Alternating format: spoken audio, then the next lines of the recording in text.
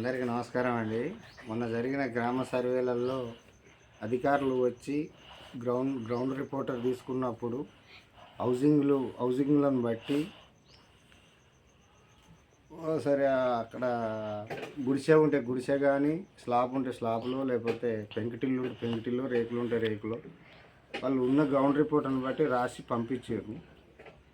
అందులో land location ఎవడన్నా తీసుకున్నాడా? ఒక్కొక్కడికి 10 ఎకరాల రైతు ఉన్నాడు. 10-15 ఎకరాల రైతు తరి భూమి ఉంది. అందులో తరి భూమి ఉన్న పేర్లు మొత్తం వచ్చేసినాయి. దాదాపు 200-300 ఇల్లు పేర్లు వచ్చినాయని దాన్ని గ్రామ సభలో మన పేర్లు బయటకు చదవడం జరిగింది. ఆ చదివిన దానిలో గొడవలు కూడా స్టార్ట్ అయితే ఏ ఊర్లో అయినా కూడా ఉన్నోనికి వచ్చింది భూమి ఉన్నోనికి వచ్చింది అని ఇల్లు అవుతున్నప్పుడు బేసిక్గా పార్టీకి కూడా నష్టం జరిగే అవకాశం ఉంటుంది. అధికార పార్టీ ఏదైనా ఉన్నా కానీ గతంలో టీఆర్ఎస్ పార్టీ ఉన్నప్పుడు కూడా చివరి స్టేజ్లో వచ్చిన ఇండ్లన్నీ టీఆర్ఎస్ కార్యకర్తలకే రాయించుకోగా కొంతమందికి రాసిరు. అప్పుడు పార్టీకి బదనం బేసిక్గా డ్యామేజ్ అయింది. ఇప్పుడున్నది సరే పార్టీకి డ్యామేజ్ అవడమేమో కానీ వచ్చే ఎలక్షన్లలో కొంత డ్యామేజ్ జరిగే విషయం పక్కకు పెడితే పార్టీ బదనం అయింది. ఇక్కడున్న స్థానిక ఎమ్మెల్యేకి కూడా బదనం జరుగుతూ ఉంటుంది. అక్క పేరు కూడా ప్రాబ్లం అవుతూ ఉంటుంది. ఈ వచ్చిన ఇండ్ల పేర్లను బట్టి చూస్తే తర్వాత వేరే వస్తాయి, తర్వాత వేరే డిక్లేర్ చేస్తానని అంటున్నారు. ఆ వచ్చేటప్పటికి భూమి ఉందా లేదా, ఇదివరకు వీడేమన్నా లబ్ధి పొందిందా లేదా, పోయిన టీఆర్ఎస్ గవర్నమెంట్లలో గొర్రెలలోనో బర్రెలలోనో ఏదో లోన్ పొంది ఉన్నారు. గత గవర్నమెంట్లో అంటే కాంగ్రెస్లో వైఎస్ఆర్ ఉన్నప్పుడు కూడా ఇందిరమ్మ ఇండ్లు ఒకడు 2 నుంచి 3-4 ఇండ్లు బిల్లులు ఎత్తుకొని ఉన్నాడు. ఆ స్టేజ్లో కూడా ఇల్లు రాని వాళ్ళు కూడా ఉన్నారు ఇప్పటి వరకు. ఈ పోయిన టీఆర్ఎస్లో వస్తుంది అనుకున్నారు, అనలేదు. మళ్ళీ కాంగ్రెస్లో పేరు వస్తుందని ఉన్నారు, అనలేదు. రాలేదంటే మళ్ళీ అప్లై చేయి మళ్ళీ వస్తుందేమో అంటున్నారు. వచ్చినవి కూడా ఇప్పుడు కరెక్ట్ కాదు, ఇంకా వేరే ఉంటుంది సర్వే అని చెప్పుకుంటున్నారు. ఈ గొడవలు సృష్టించుకొని ఒకరి మీద ఒకటి బదనం చేసుకోవడం తప్ప పార్టీకే బదనం అయింది. దీన్ని కొంచెం ఆలోచించండి. ఏమనంటే పేదోడు అంటున్నాడు. మొన్న వచ్చిన పేరు లిస్టులలో మొత్తం తరి భూమి 10-15 ఎకరాలు ఉన్న ల్యాండ్లు ఉన్న వాళ్ళ ఇండ్లు వచ్చినాయి. ఎందుకంటే అది అధికారుల తప్పు కూడా కాదు.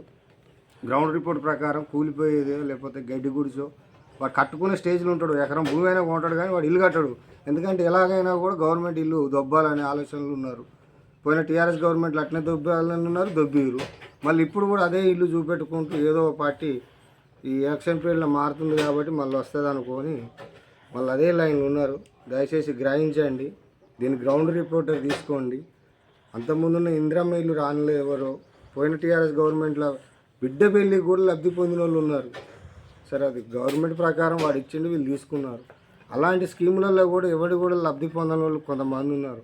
కొంత ఆధార్ కార్డు సర్వే ప్రకారం ఇప్పుడు ఇల్లు కట్టుకున్నాడు, వాడు బేస్మెంట్ వేసి ఉన్నాడు, వాడు స్లాబ్ వేసి ఉన్నాడు. వాళ్ళు లంగా కట్టుకున్నందుకు వానికి వద్ద ఇల్లు కొంచెం గ్రహించండి. మొత్తం ల్యాండ్ ఉన్న పేర్లు వచ్చినాయి అంటే అవి వచ్చినాయంటే అది శాంక్షన్ అయినాయి. అది ఏదో మీరు గవర్నమెంట్ నుంచి వచ్చినాయని కాదు, ఇలాంటివి ఉన్నాయి. మొత్తం లేనోళ్ళు అంటున్నారు, ఉన్నోళ్ళు అంటున్నారు. ఆ ఉన్నోడెవడో లేనోడెవడో, ఇదివరకు రాని ఇల్లోడెవడో, ఇందిరమ్మ పథకం కాడి నుంచి ఒక 4-5 ఇల్లు కట్టుకొని ఉన్నాడు. అప్పటి నుంచి ఇప్పటిదాకా కూడా గవర్నమెంట్ ఫండ్స్ పొందని కొన్ని కుటుంబాలు ఉన్నాయి. గ్రహించండి. నేను ఎవరిని ఉద్దేశించో ఎవరిని కించపరచడం కాదు, నాకున్న ఆవేదన ప్రకారం మాట్లాడినా. ఇది పార్టీకి కూడా మంచిది కాదు. ఇదివరకు టీఆర్ఎస్ కూడా అట్టే నష్టపోయింది, ఇప్పుడు కూడా కాంగ్రెస్ కూడా అలాగే నష్టపోయింది. ఇక్కడ ఉన్న మన సీతక్క మా అక్క మా పిన్ని అవుతుంది, అది దానికి కూడా నష్టం జరుగుతుంది. డ్యామేజ్ పేర్లు వస్తూ ఉంటాయి, వచ్చిరాని వేషాలు అవుతూ ఉన్నాయి.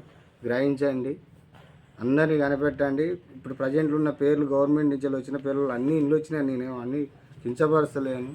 ఇందులో ఎలాగొచ్చినాయి అనేది గ్రౌండ్ లెవెల్కి పోయినప్పటికీ ఈ ఇల్లు వాడు కట్టుకుంటాడు, కట్టుకునే స్టేజ్ కూడా ఉంది. ఎకరం పొలం కొంటాడు, 20 లక్షలు పెట్టి ఫ్లాట్లు ఉన్నాయి ఒకనికి, అయినా ఇల్లు కట్టుకోడు. ఎందుకంటే వాడు ఎలాగైనా గవర్నమెంట్ ఇల్లు దొంగలని చూస్తుండు. అలాంటి వాడు పేర్లు వచ్చినాయి మొన్న. దీన్ని గ్రహించి నన్ను సమర్థించాలని కోరుకుంటున్నాను. ఎవరిని ఉద్దేశించి కాదు, కించపరచాలని కాదు. ఓకే.